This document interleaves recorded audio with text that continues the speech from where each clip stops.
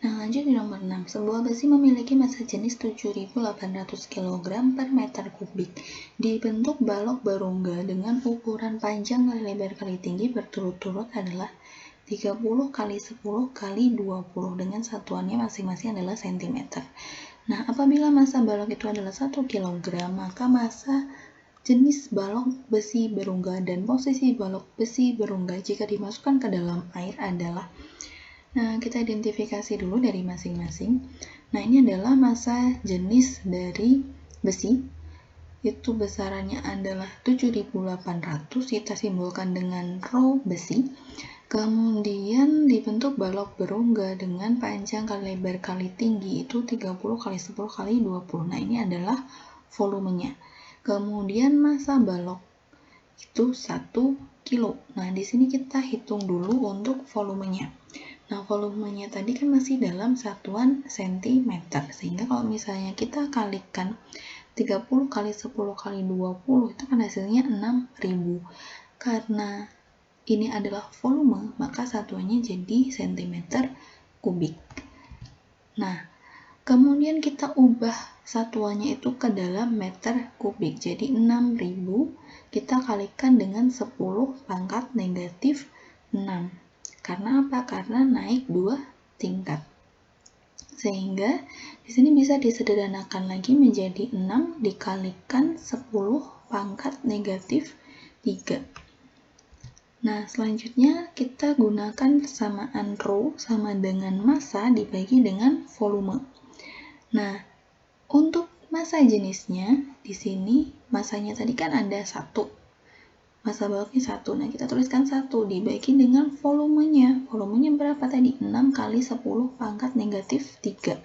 Nah, ingat kembali kalau misalnya di sini itu adalah pangkatnya negatif, berarti ini kita bisa pindahkan ke atas. Sehingga nanti dia akan bernilai positif menjadi 10 pangkat 3 atau 1000 dibagi dengan 6. Hasilnya berapa? Hasilnya adalah 166,67.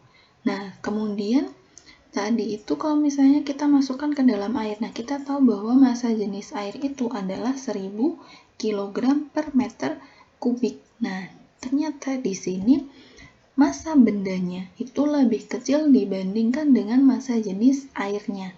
Karena tadi massa bendanya itu adalah 166,67, sedangkan massa jenis airnya itu adalah 1000 kg per meter kubik. Kemudian ingat kembali tentang terapung, melayang, dan juga tenggelam. Nah, di sini posisinya adalah massa bendanya lebih kecil dari massa jenis air. Nah, ini ada di posisi yang benda terapung. Berarti di sini option yang tepat adalah di A.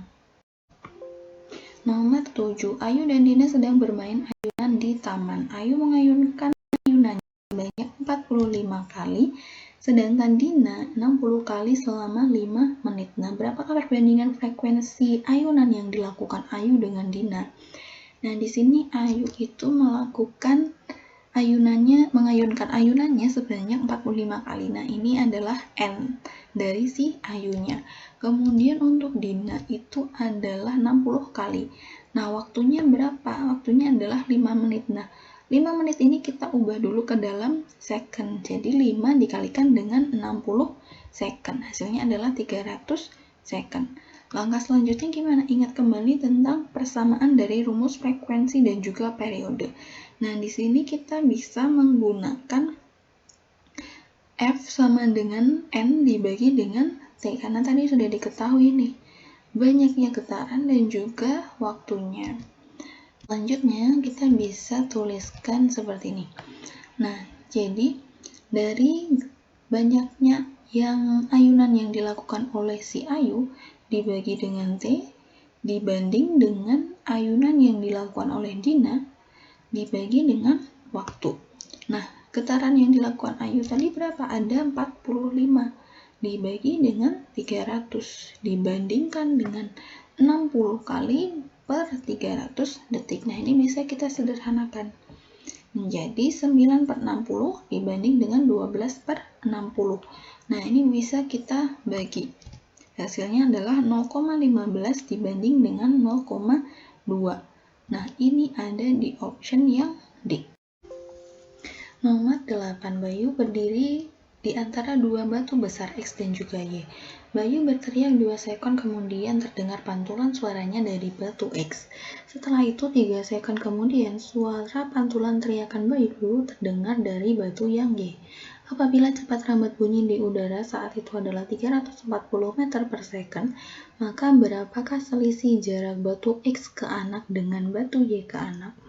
Nah, ini bisa diilustrasikan di gambar sebagai berikut. Nah, ini tanda panahnya itu menandakan pantulan suaranya. Kemudian ini adalah jarak yang harus kita cari. Nah, kita carinya pakai apa? Kita bisa menggunakan persamaan S sama dengan setengah VT. Nah, S itu adalah yang jaraknya, V-nya adalah cepat rambat bunyi, T-nya adalah waktunya. Nah, untuk yang pertama, di sini saya berikan tanda A itu sebagai yang X karena takutnya nanti campur dengan perkalian X-nya ini. Nah, sehingga di sini saya simbolkan dengan SA itu untuk yang di bagian X-nya. Nah, di sini jaraknya adalah jadinya setengah kita kalikan cepat rambatnya tadi berapa? 340 dikalikan dengan 2 second karena tadi yang di batu X. Hasilnya adalah 340 meter. Kemudian yang kedua itu disimbolkan dengan yang B. B ini adalah menandakan di batu yang Y. Nah, setengah kalikan V dikalikan waktu yang di batu Y. Ini sama dengan setengah dikalikan 340 dikalikan dengan 3 second. Hasilnya adalah 510 meter.